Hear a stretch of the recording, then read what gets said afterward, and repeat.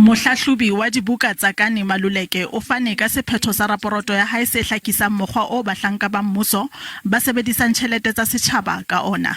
Maluleke o se o lotse ka bohale Lefapha la Naha la Bophelo leo ha jwale le tjamelaneng le ditaba tse bakileng dipuo di hana ho fela ka bobodu ba Digital Vibes bo qobelletseng letona la mehleng la bophelo Zweli Mkhize ho itokolla mosebetsing. We found that legal claims against government departments, particularly in the health sector, further reduced the limited funds that were available to implement the intended programs. Ho latela raporoto ya Maluleke ho bile le tshebediso e bohlaswa ya ditjhelete e ballwang ho diranta tse dibilione di 1.7 naha ka bophara ha tshebediso ya ditjhelete e neng e sa tjhaellwa monwana yona e nyolohetse ho diranta tse dibilione di 3.2.